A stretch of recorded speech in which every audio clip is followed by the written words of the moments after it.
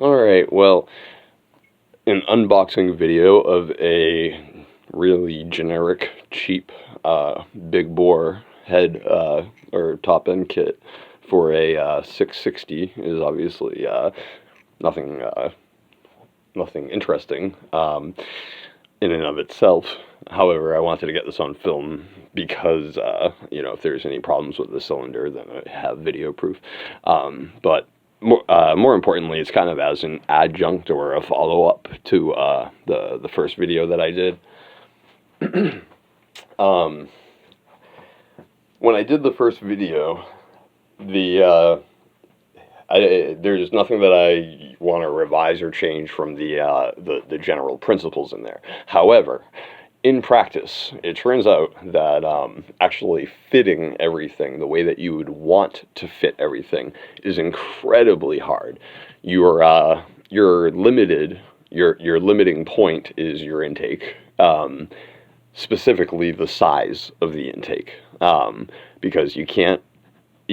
What happens is you fill the floor with JB, and you start making your intake, and what you find is that you're in a position where you can't really go any wider, or you're going to get your piston spring locator pin hitting the the ends of the rings hitting the into the intake port, and you can't go any lower without having too sloppy of too long of a duration, and you end up in this position where it's difficult, but not impossible.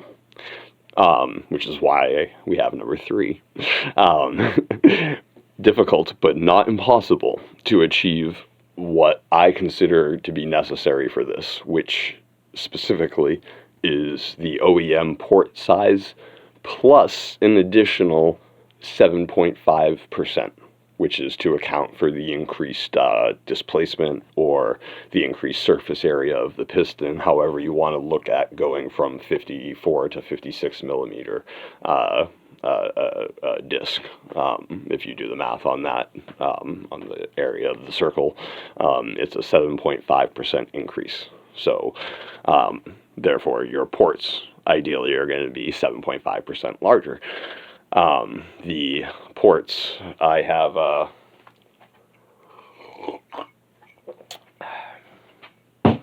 let's see here. I've got a couple, as you can see, I've got a handful of 660 sets here. It's the only saw that I do play with. I like using toilet paper rolls to just jam in there and get prints of the ports like this. And when you're measuring something that's flattened out this way, that's not actually a true measurement. Your true measurements are going to be accounting for the bend of the wall. But the thing is that I don't really care. At this point, like when I'm doing these aren't being done for specific, it's not like I'm porting based on this. I'm doing this to figure out how big are the ports relative to each other. And it turns out that the intake ports are always a touch bigger than the exhaust ports, and not by much. And they're always about 78 to 81% of an inch, square, of course, so 0.79, 0.815, 0.824, and they're always within, like, literally a couple percent, 3% max of each other. They're so close. The intake almost always has the edge. It's hard doing precise intakes, timing on these, because the intake floors are so sloppy from the casting. The casting is so poor that it's really tough to decide what you consider the true floor.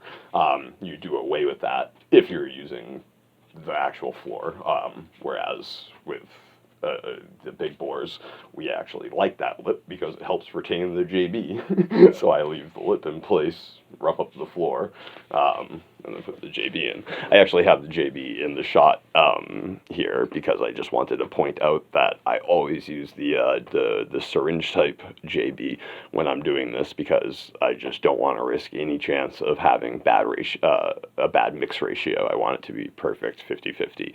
I ensure that it's mixed 100%. Of course, I let it sit for 24 hours before I touch it. Prep of the surface, both the bite of the finish as well as cleaning of the finish, so that it's totally pure, is critical. If you're not confident in painting and hard finishes and whatnot, I would not recommend messing with it. But if you are using it in your intake and your transfer ports or valves, whatever you want to call, it's not just a chainsaw thing. It's pretty ubiquitous throughout two-stroke tuning.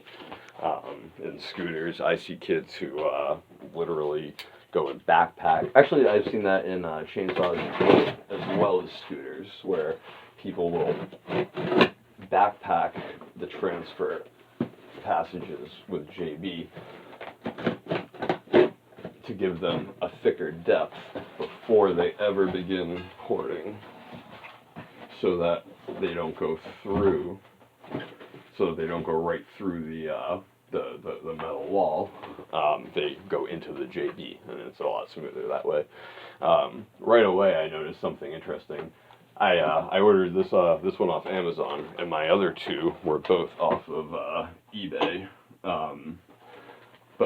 And the branding is different. However, the box looks unmistakably like one of the boxes from before. Let's see if we can find any matching code on it.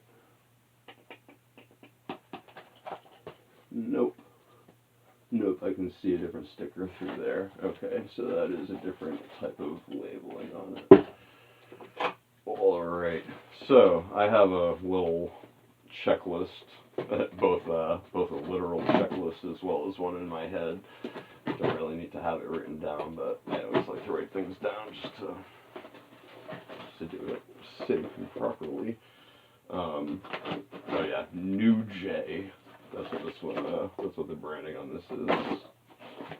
NewJ. So I'm looking for a handful of things right off the bat. Wow, it's weird they included latex gloves.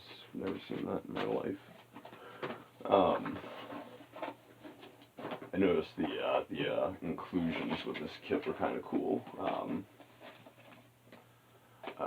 The base gasket picture looked like a pop type like this, like where you have the protrusion, the upward bump. But I didn't have any soft gaskets, and I have a Stens pop up or protruding gasket and route right now, because the reality is you have to run a base gasket with these. You have to run a base gasket, which I don't have a problem with by any means. However, running a base gasket plus moto seal, or even a base gasket plus one of these thin ones, or a shaved down one, which is what I'm going to be trying with this. I'm going to be trying to make this about as thin as I can get it, to use as an add-on on top of the Stens, and maybe that one will be used temporarily in its place. And that's done so that the exhaust floor is higher, so that we can escape the toughest problem to overcome with these kits, which is free porting. That's when your piston is at top dead center and the skirt does not fully seal the exhaust port. Oh, wowzer. I think we have a very tiny ring of death on this. That is impressive. Okay, first things first. We have, let me get the light on this. This is visually a better casting. Haven't done measurements around the bore yet, so do not know how precise anything is. Okay. Squish band is about as clean as you're going to expect for these. Chamber, I will need to measure it. It actually does look a touch deeper. The big bore kits, they're not compensating for the fact that it's higher displacement. They're coming with the 54 millimeter ports as well as the 54 millimeter chambers. In fact, the chambers are slightly smaller because of the casting and the material, like the cylinder wall of the chamber is thicker. Like if you count the threads for the spark plug hole or the decomp plug hole. Very interesting. I've never seen this on aftermarkets. The plating goes real deep into the ports. I'm guessing it's probably a thin plating, unless they do multi-stage plating. Anyways, it's actually pretty clean looking. Those transfer ports look smaller than normal. A lot smaller than normal. Well, first things first is seeing where our ports are sitting. So I'm going to take a print from a port, or a port print from another jug, stick it inside, get my handy dandy marker, a different color.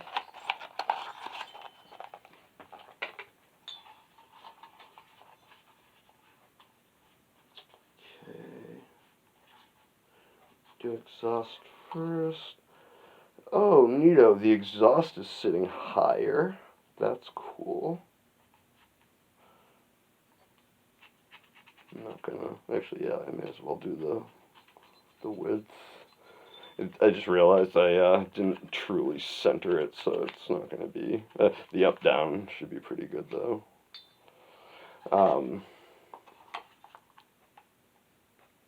And then for our intake, which doesn't really matter as much because, again, we're creating it on our own. Oh no, I take that back. I dislike that. That sucks. The intake ceiling is huge. Oh man, that is gigantic. That ceiling is way too high. Crap.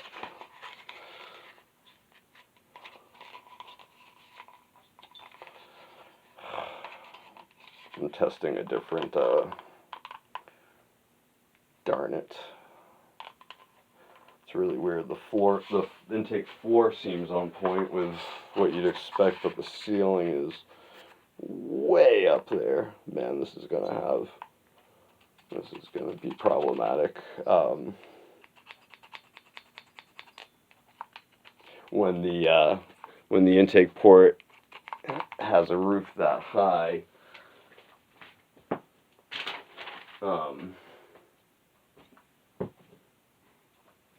when the intake port has a roof that high, what I'm going to be fearing is that when the piston's at bottom dead center, it's going to open up the intake port.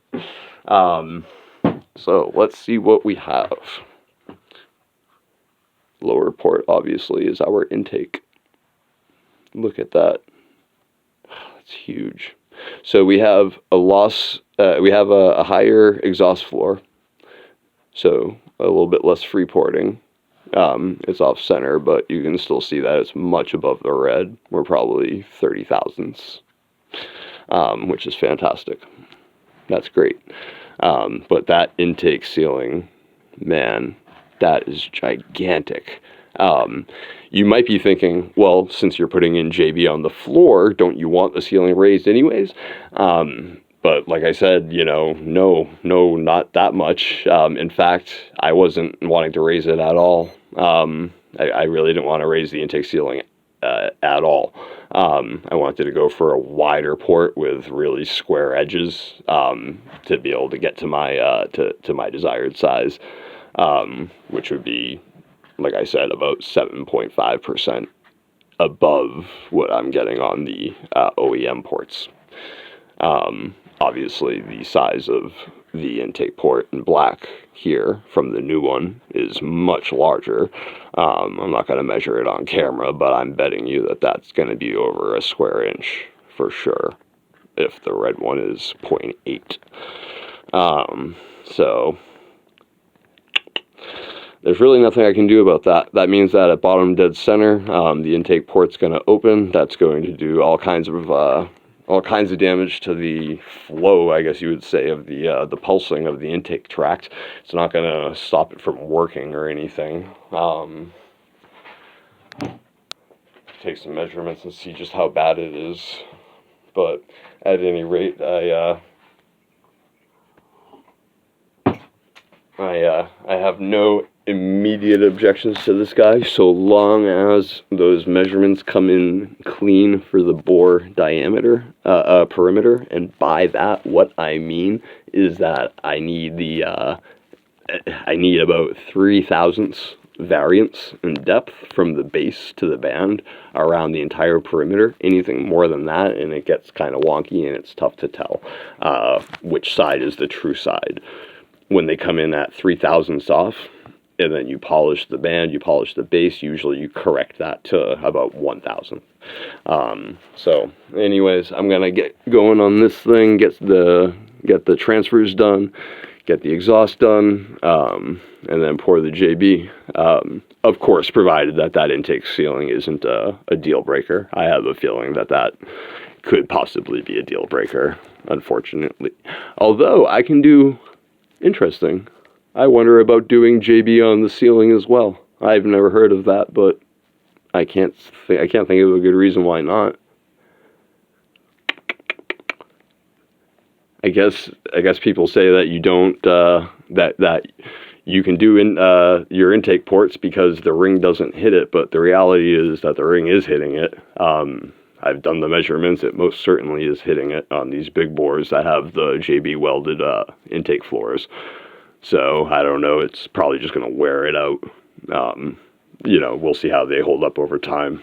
But anyways, I'm going to get cracking on this cylinder, get it set up, and JB, I give it 24 hours to cure. So it's the last thing I do is pour the JB tonight, and then tomorrow or not tonight, like this evening, and then tomorrow evening I'll be able to finish up the intake, put the moto seal on the base, slap everything together. The following morning, turn it over and check it out. So I'll update at that point.